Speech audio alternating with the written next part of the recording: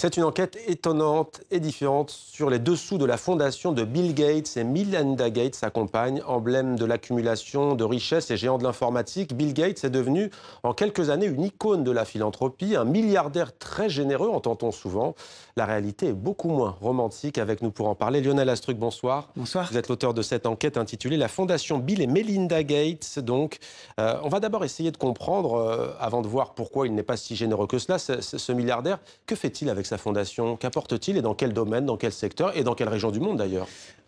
Officiellement, si vous allez sur la page d'accueil et sur le site internet de la fondation Bill et Melinda Gates, cette fondation est censée intervenir pour réduire les inégalités, lutter contre la pauvreté, pour l'éducation.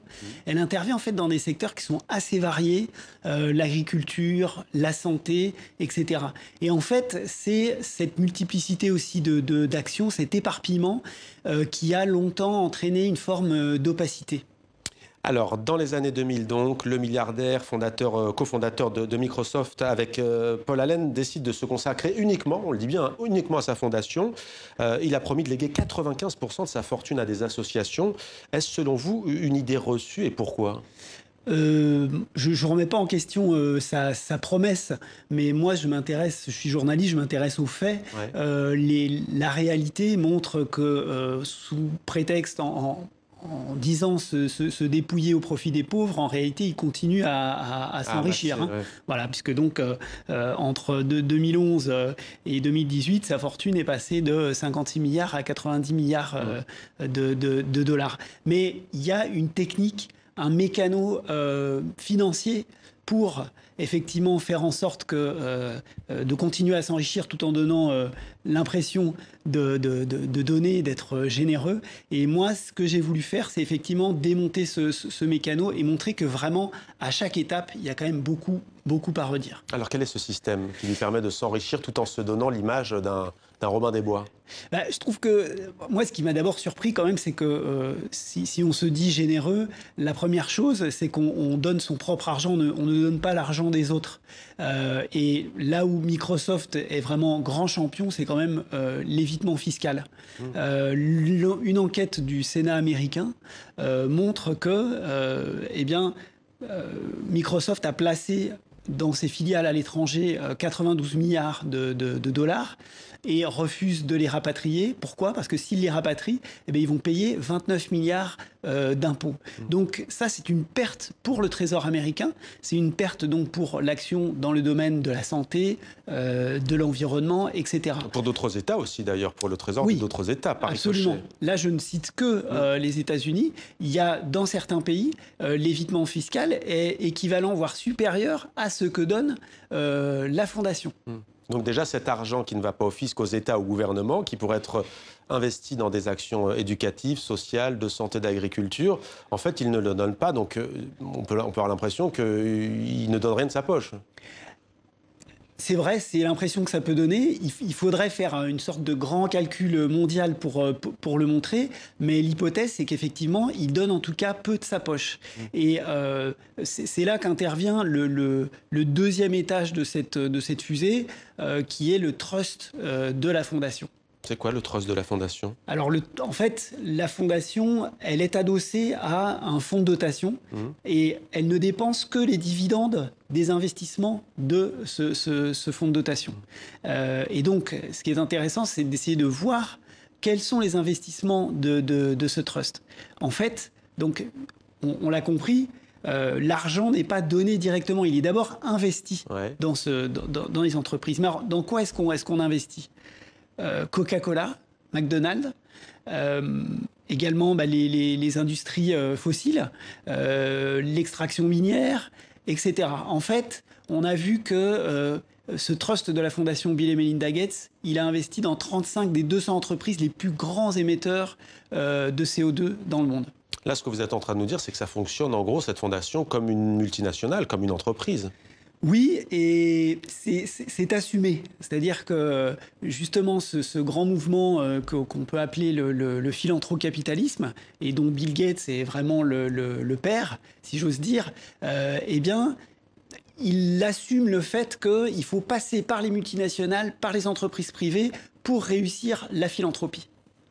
Bill Gates, aujourd'hui, est présenté dans le monde comme étant justement un donateur généreux. Comment expliquez-vous qu'il ait pu se façonner une telle image? Il y a beaucoup de médias libres dans le monde. Pourquoi on le présente comme tel? Alors moi, pour tout vous dire, c'est vraiment ce qui m'a fasciné en fait au début de cette histoire, et c'est ce que j'ai eu envie de décrypter, parce qu'il y a aujourd'hui ce réflexe quand on entend, mais dans les médias, mais ailleurs aussi, faites le test autour de vous, dès qu'on parle de grande philanthropie, immédiatement c'est l'exemple de Bill Gates qu'on va citer en premier. Comment il a fait? C'est vrai que c'est très malin parce que auparavant, il était plutôt cité comme un exemple d'accumulation de richesses. Et à la fin des années 2000, on a eu cet inversement d'image qui a été soudain, puissant et très très extrême quand même. Et effectivement, moi, ce que j'ai voulu faire aussi, c'est creuser un petit peu dans sa jeunesse, voir comment est-ce qu'il a créé son entreprise, comment il a mené son business, pour voir s'il y avait déjà les gènes de cette générosité. En fait, pas du tout, mais pas du tout. Et au contraire, en fait, ce que disent les enquêteurs aux États-Unis qui ont enquêté pendant le procès du monopole de Microsoft à la fin des années 90, c'est que Bill Gates ne veut pas seulement prendre les parts de marché de ses concurrents, il va seulement leur passer devant. Il est aussi dans une logique où, économiquement, il cherche à les annihiler. Donc, on n'a pas vraiment les prémices d'une grande générosité. Un homme, en tout cas, qui a la stature, quasiment, en tout cas, la puissance d'un chef d'État. D'ailleurs, vous posez aussi une question, les super riches vont-ils prendre la place des États, des gouvernements, en concentrant toujours plus de pouvoir sur les politiques de tel ou tel pays en matière de santé publique, d'agriculture, d'éducation? Ça, c'est un risque, selon vous, incarné par le cas Bill Gates? Je crois que c'est même plus seulement un risque.